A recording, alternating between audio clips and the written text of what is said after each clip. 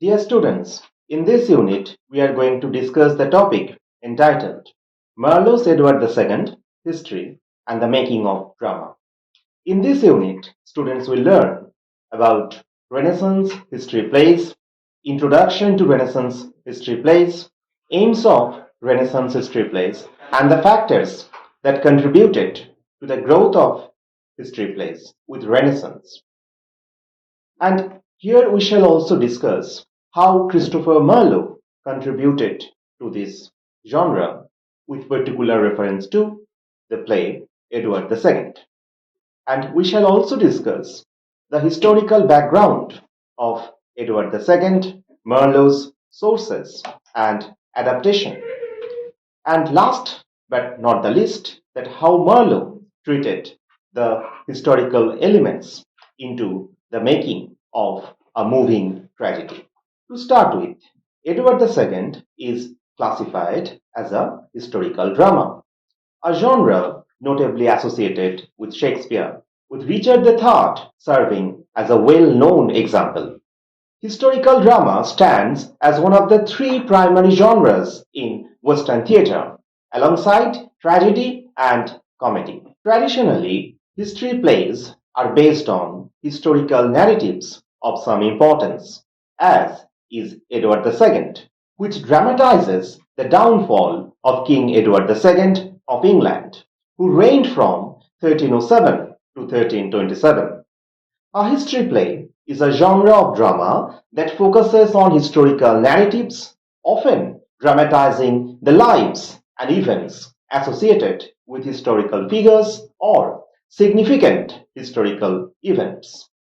These plays aim to both educate and entertain audiences by presenting historical events with dramatic flair, often embellishing or altering facts for theatrical effect.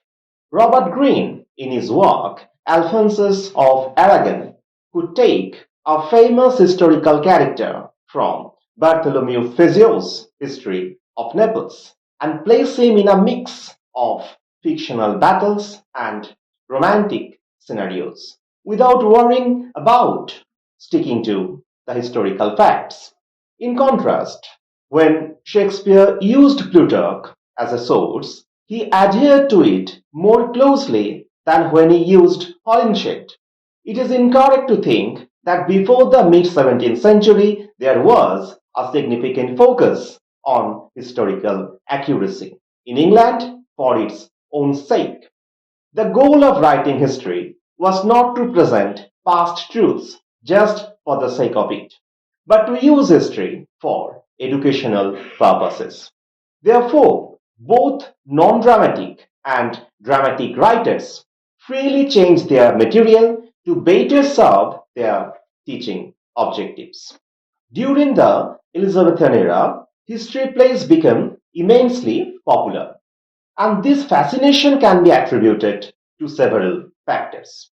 The period was marked by a burgeoning sense of national identity and pride, especially following events like the defeat of the Spanish Armada in 1588. History plays allowed playwrights and audiences to explore and celebrate England's past, contributing to a sense of national unity and identity. The Tudor monarchy, particularly under Elizabeth I, encouraged the exploration of historical themes as a way to promote the legitimacy and stability of the ruling dynasty.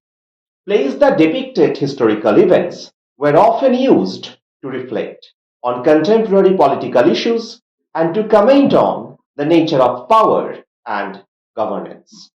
Here was a strong public interest in history, partly due to the recent invention of the printing press, which made historical text more accessible. Chronicles, such as those by Raphael Holinshed and Edward Hall, were popular and provided source materials for playwrights like William Shakespeare. The Renaissance was a time of significant innovation in theatre, with the construction of permanent playhouses like the Globe. These venues provided a space for more complex and ambitious productions, including history plays with a large cast and elaborate staging. The interest in classical literature and humanism during the Renaissance encouraged playwrights to draw on historical themes, echoing the works of classical writers like Plutarch and Livy.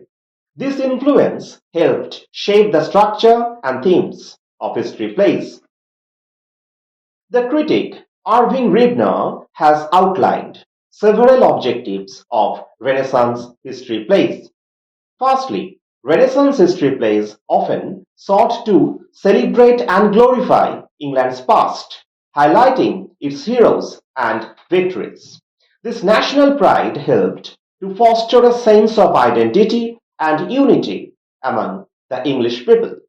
For example, Shakespeare's Henry V glorifies the triumph of the English at the Battle of Agincourt, painting King Henry as a national hero. Secondly, these plays often mirrored the political and social issues of the time, offering commentary on the virtues and failings of contemporary leaders. By drawing parallels between historical figures and current statesmen, playwrights could critique or praise political actions and decisions subtly. For instance, the portrayal of Richard III could serve as a critique of tyrannical leadership. Thirdly, by dramatizing historical events, playwrights provided audiences with lessons in political behavior, suggesting how past successes or failures could inform present-day actions. This educational aspect was crucial in a time when political stability was a significant concern. Fourthly, plays were used to explore and illustrate political theories using historical narratives to discuss ideas about governance, power, and justice. This approach allowed playwrights to engage with political philosophy through the medium of drama. Fifthly, by examining historical calamities, these plays encouraged audiences to cultivate stoical fortitude. The Stoic philosophy emphasized resilience in the face of adversity, and by understanding past disasters, individuals could prepare themselves mentally and emotionally for future challenges. Sixthly, stemming from medieval Christian philosophy, many plays depicted history as being guided by divine providence. This perspective reassured audiences that God was ultimately in control of human affairs, often rewarding virtue and punishing vice, as seen in the moral lessons of plays like Richard II. And last but not the least, these plays often conveyed the idea that history followed a rational, divine plan. By affirming the wisdom and justice of God, they provided a sense of order and meaning to historical events, suggesting that even apparent chaos had a purpose within a larger divine framework.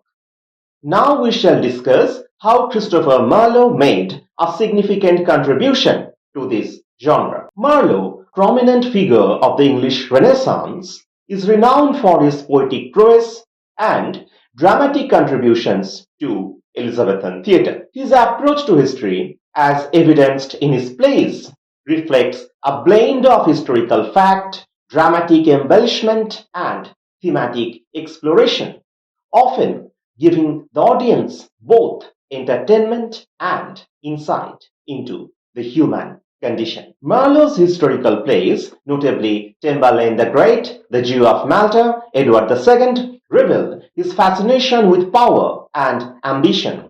These themes are central to the depiction of historical figures who are often portrayed as larger than life characters driven by their desires, ambitions, and the quest for dominance. In Timbaland the Great, for instance, Marlowe takes the historical figure of Timur, a 14th century conqueror, and transforms him into a symbol of unbridled ambition and power. Through Timberlane, Marlowe explores the consequences of limitless ambition, illustrating both the heights of human achievement and the depths of moral decay. Marlowe's approach to history is not merely about recounting events, but also about interpreting the motivations and inner lives of historical figures.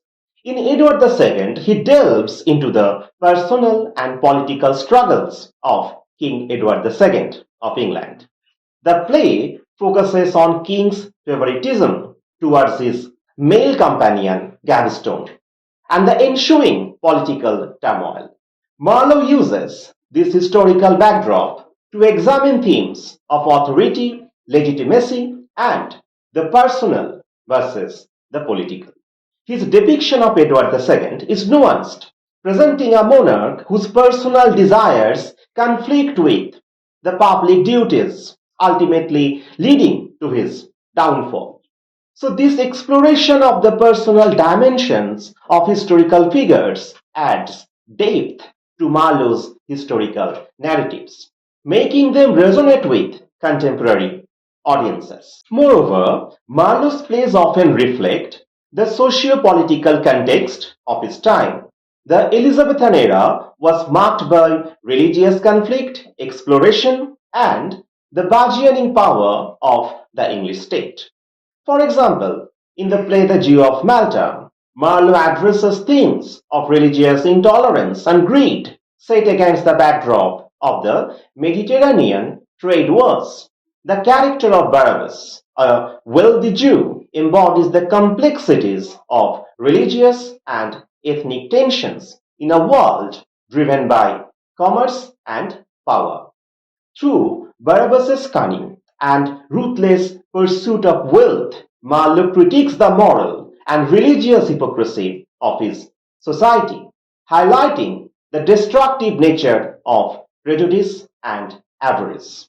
Marlowe's historical plays also demonstrate his innovative use of blank verse, which added a new dimension to English drama. His mastery of this form allowed him to convey the grandeur and intensity of historical events and characters. The rhythmic and poetic quality of his language enhances the dramatic impact of the narratives, making the historical figures and their struggles more vivid and compelling. Edward II is based on the life and reign of King Edward II of England, who ruled from 1307 to 1327.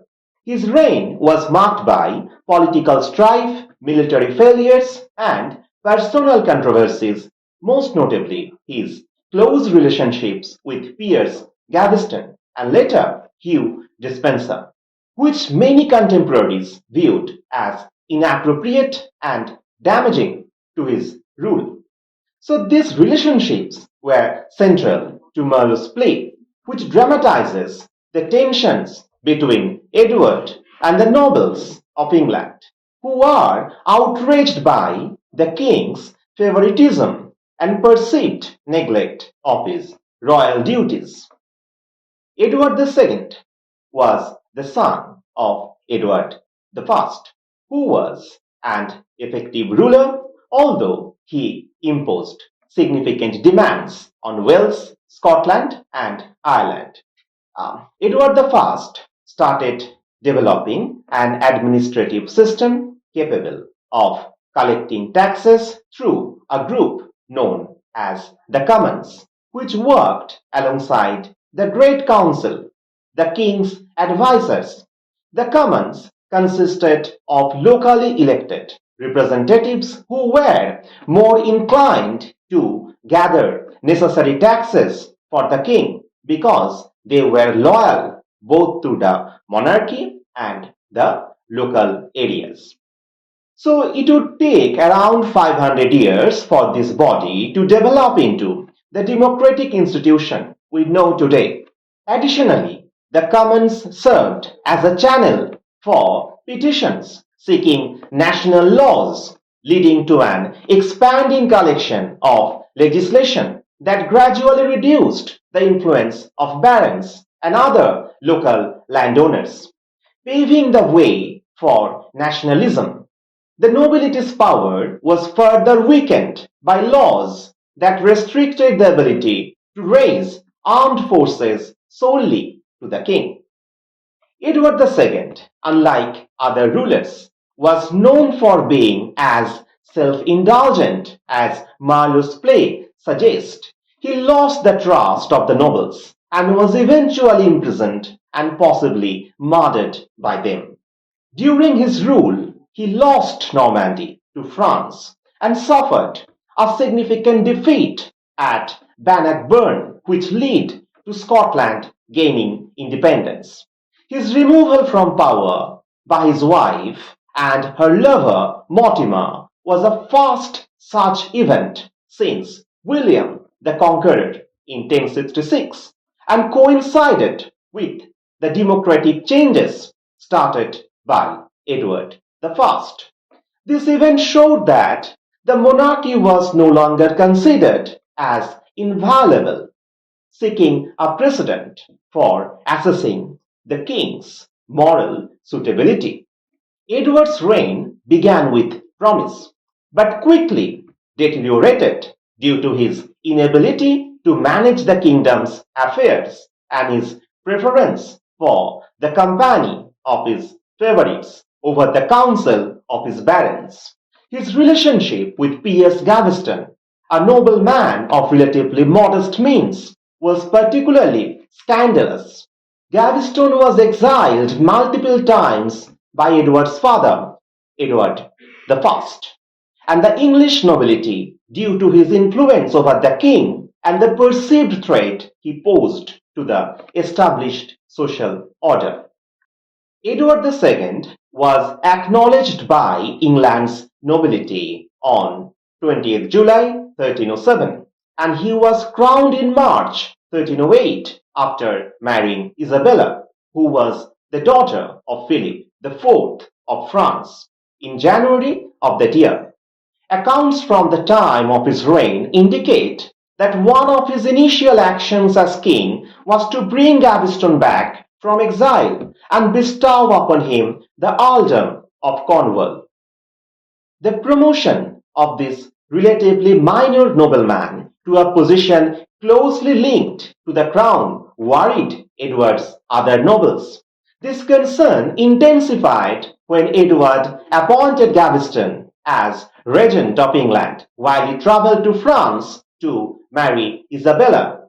That showed favoritism during his coronation, and when Gaveston exhibited arrogant behavior in his new role.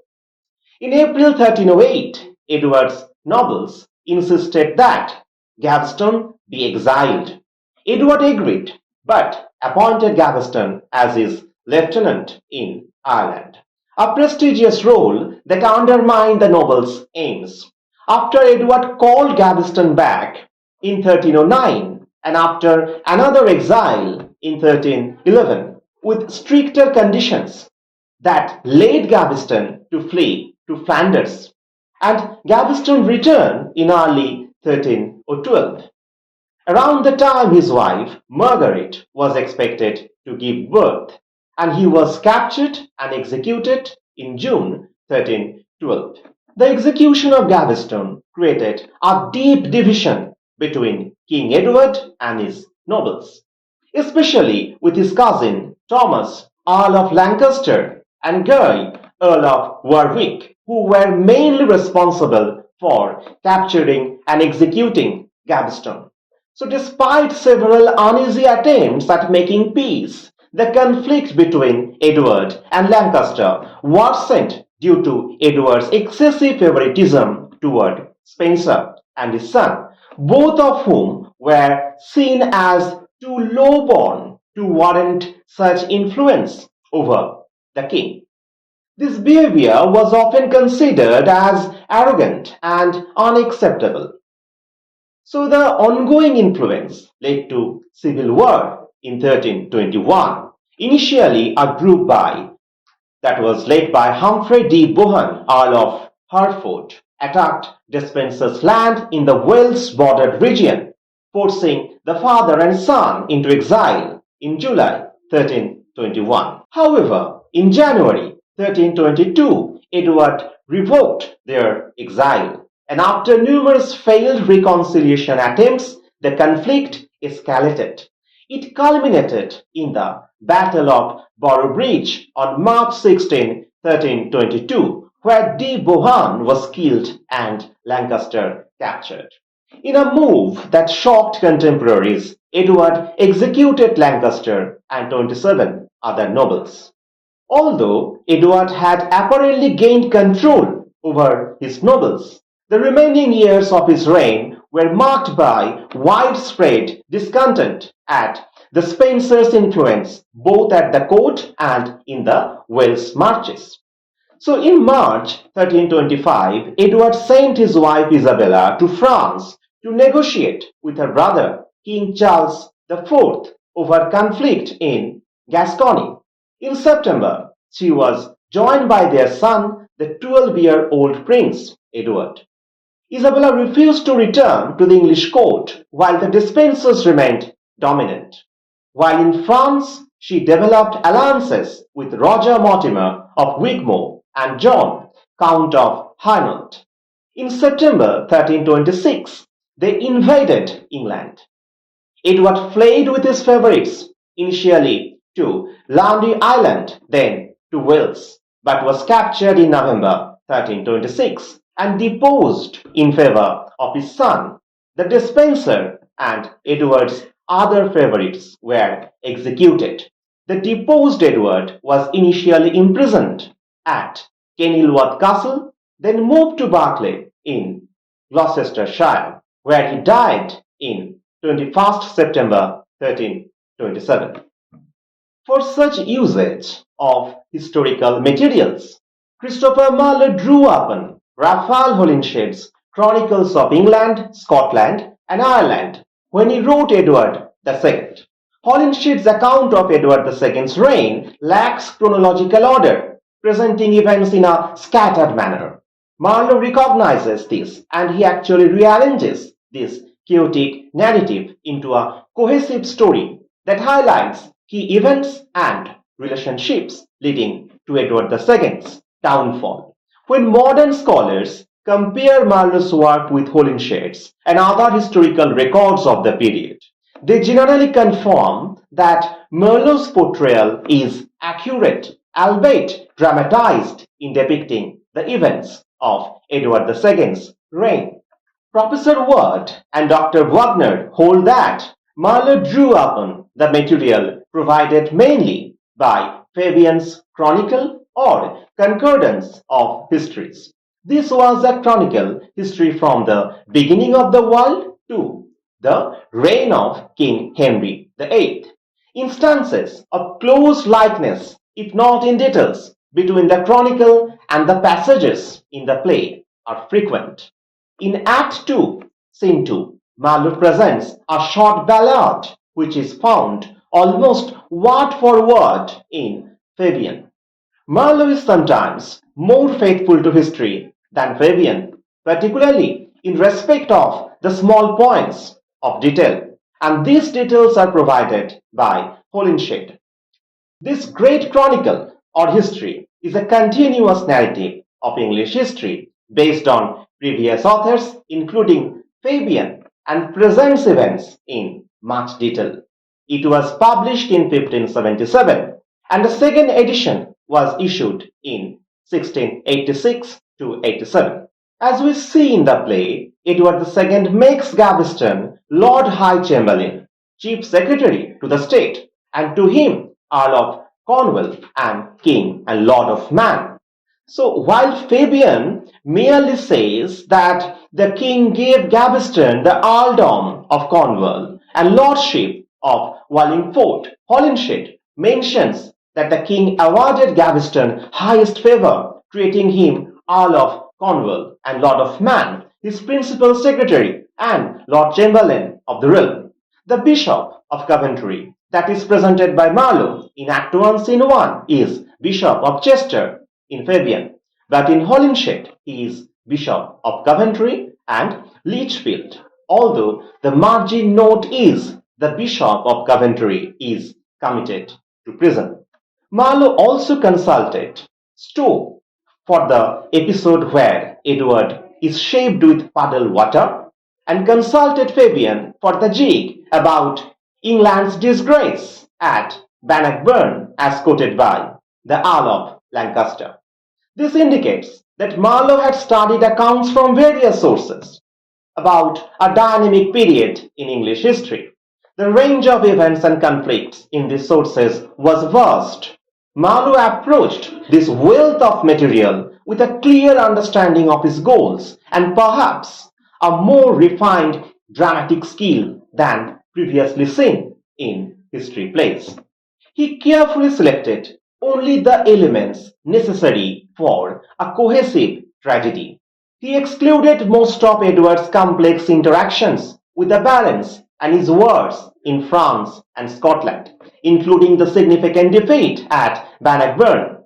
Marlowe compressed nearly 30 years of history into what seems like a single year, although the play offers little indication of the actual passage of time. However, Marlowe's genius lies in how he transforms these historical accounts into a compelling drama that delves deeply into the complexities of human nature and the consequences of personal and political decisions. One of the most significant ways Marlowe adapts historical materials is through his portrayal of the relationship between Edward II and his favorite, Piers Gaveston. Historically, Gaveston's influence over Edward was a source of tension among the English nobility, and Marlowe amplifies this aspect to create a central conflict in the play. The play opens with the return of Gaveston from exile, setting the stage for the ensuing drama. Marlowe uses the relationship to explore themes of favoritism, loyalty, and the tension between personal desires and public duty. Gaveston's presence is a catalyst for the political discord that follows, as the nobles perceive him as a threat to their power and influence. Marlowe's dramatization of this relationship highlights the personal vulnerabilities and the kind of destructive potential of unchecked favoritism in leadership. Marlowe also adapts the historical material in his depiction of the barons and their rebellion against Edward's rule. The dissatisfaction among the nobility is historically documented, and Marlowe uses this to illustrate the broader theme of power struggles within the monarchy. The barons, led by figures such as Mortimer, are portrayed as both politically motivated and personally aggrieved by Edward's choices. Marlowe's portrayal of this character goes beyond the mere historical recounting. He infuses them with distinct personalities and motivations, making the political conflict a deeply personal one. This dramatization allows Marlowe to explore the dynamics of power, ambition, and betrayal, as the Barons' Rebellion becomes not just a political maneuver, but a deeply personal vendetta against the king. Another significant historical aspect Marlowe incorporates is the role of Queen Isabella. Historically, Isabella's relationship with Edward was strained, and she eventually allied the opposition against him. Marlowe adapts the historical narrative but adds layers of complexity to Isabella's character. In the play, Isabella is portrayed as a woman caught between her loyalty to her husband and her duty to the realm. Her eventual alliance with Mortimer is depicted as a pragmatic choice rather than a purely personal one, highlighting the difficult position she finds herself in. Marlowe's Isabella is a nuanced character, embodying the conflict between personal desires and political necessity. Marlowe's adaptation of historical material is also evident in his depiction of Edward's downfall and death. The historical record of Edward II's demise is shrouded in mystery and intrigue, and Marlowe uses this ambiguity to create a dramatic and poignant conclusion to the play. The capture and imprisonment of Edward, followed by his murder, are depicted with a focus on the tragic consequences of his reign. Marlowe emphasizes the personal tragedy of Edward's fate, portraying him as a flawed but ultimately sympathetic character.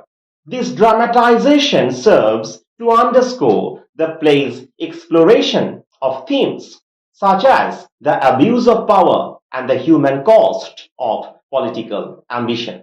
In adapting historical materials, Marlowe also takes creative liberties to enhance the dramatic impact of the play. For instance, the character of Mortimer is historically complex, and Marlowe intensifies his role as a central antagonist, embodying the ruthless ambition and political maneuvers that contributed to Edward's downfall. This artistic choice allows Marlowe to create a clear narrative arc and heighten the tension between the characters, making the historical drama more accessible and engaging for the audience. Furthermore, Marlowe's use of historical material is not limited to the events and characters, but extend to the themes and ideas he explores.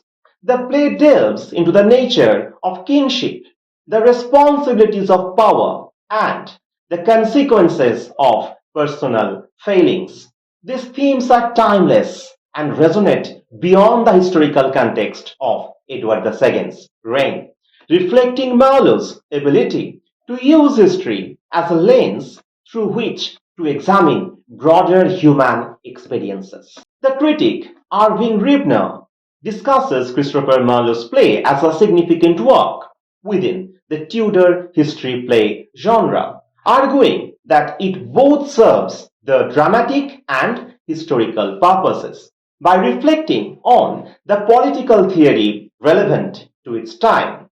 Rebner defines the Tudor history play as one that aims to achieve the objectives of Tudor historians using historical events to inform contemporary political issues, often altering sources for didactic purposes. Marlowe's Edward II is noted for its maturity and aesthetic greatness compared to earlier history plays, as it intertwines tragedy with historical narrative, showcasing a king whose personal flaws lead to the downfall and civil unrest.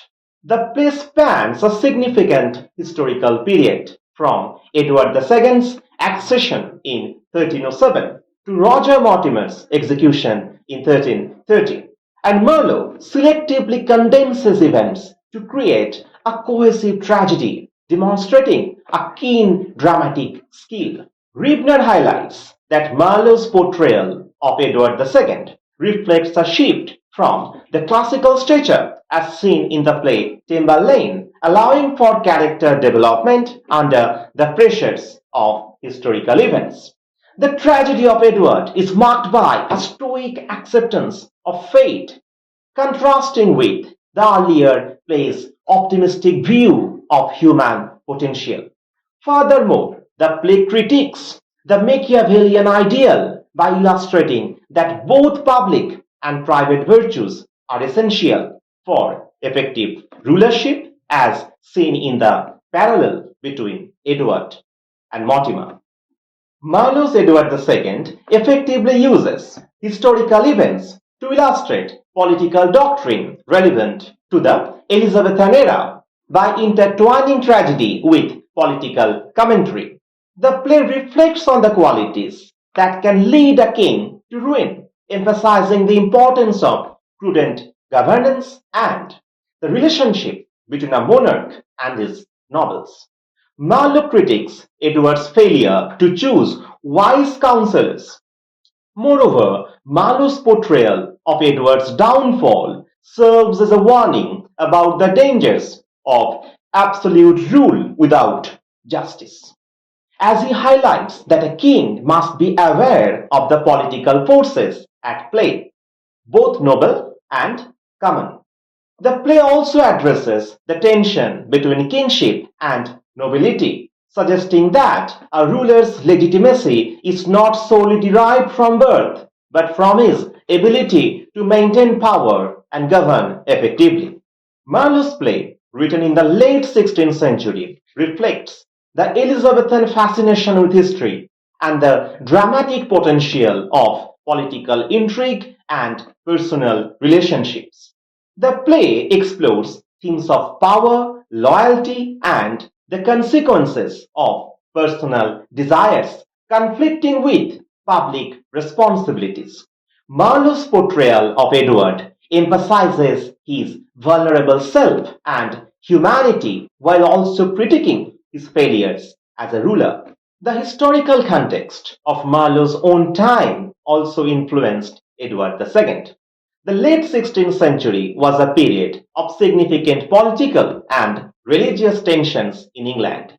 The country was still grappling with the repercussions of the Reformation and the establishment of the Church of England. Elizabeth I's reign was marked by concern over succession, religious conflict, and the threats from foreign powers, particularly Catholic Spain. So these contemporary issues of authority, governance, and personal relationships resonated with the historical narrative of Edward II, offering audiences a lens through which to examine their own society. Thus, Christopher Marlowe, in his play Edward II, skillfully uses historical sources to craft a compelling tragedy. He artfully adjusts historical events and characters to create a successful dramatic work. Marlowe condenses the timeline, rearranges the events, and emphasizes aspects of characters and incident that support the play's unity. Notably, he focuses on the corrupting influence of Gaveston, whose excessive indulgence by the king becomes the king's tragic flaw or hamartia. The king's irrational devotion to Gaveston, who doesn't return his affection sincerely, leads to conflict with the kind of balance. The king's irrational devotion to Gaveston, who doesn't return his affection sincerely, leads to conflict with patriotic balance. Estrangement from the queen, neglect of the royal duties, and the sacrilegious act of stripping the Bishop of Coventry of his position and property. Furthermore, the king shares in Gaveston's disdain for the common people. While having a friend is virtuous, showing undue favoritism to an unworthy individual, especially as a king, is irresponsible, particularly for the son of a noble king like Edward I. This moral flaw leads him to his ruin, and practically in his death, the kingdom rediscovers an order. This would have been all right had the situation not turned in favor of Edward from Act 4 onward. The abdication scene rouses our pity in his favor as we began to withdraw our sympathy from Mortimer Isabella duo, as we perceive that they are prone to usurp power. Mortimer had suffered multiple injuries in the hands of the king and his minion, and there was enough reason for him to revolt against the king and dethrone him. But when it comes to light that he seeks to turn the fortune's will as it pleases, ruling the prince and commanding the queen, we find the patriot Mortimer being replaced by a Machiavellian Mortimer. So this play rises to the height of tragedy in the murder scene. The way the king is subjected to the torture and is finally killed by suffocation rouses both terror and pity of the highest kind. If the king earned our antipathy in the earlier part of the play, he exhaustively draws our sympathy in the abdication scene and in the murder scene. Not that the king is totally bereft of admiration altogether. In fact, he evokes our admiration partly by default and partly for his basically innocent and good nature, which has been corrupted by Gaveston. In conclusion, Christopher Marlowe's Edward II is a masterful adaptation of historical materials, transforming the facts of Edward II's reign into a rich and compelling drama. Through his portrayal of key relationships, political conflicts, and personal tragedies, Marlowe captures the essence of the historical period while also exploring universal themes of power, loyalty, and ambition. His ability to infuse historical events with dramatic depth and complexity makes Edward II not only a significant historical play, but also a timeless exploration of the human condition. Now we shall discuss the important topics from this unit. The first important topic is how does Marlowe's portrayal of Edward II's relationship with Piers Gaveston and Hugh Despenser illustrate the theme of favoritism and its consequences on his reign. The second important topic is in what ways does Marlowe's adaptation of historical sources, particularly from Holinshed and Fabian, contributed to the dramatic narrative of the play? So the third important topic that we can discuss is what role does Queen Isabella play in the political dynamics of Edward II, and how does Marlowe depict her character's conflict between loyalty to her husband and her duty to the realm. The fourth important topic is how does Marlowe's use of blank verse enhance the dramatic impact of Edward II, and what does this reveal about his innovative contributions to English drama as noted. The fourth important topic is how does Marlowe's use of blank verse enhance the dramatic impact of Edward II, and what does this reveal about his innovative contributions to English drama. And the fifth topic is what are the broader themes of power, loyalty, and the consequences of personal desires conflicting with public duties that Marlowe explores in Edward II. Thank you.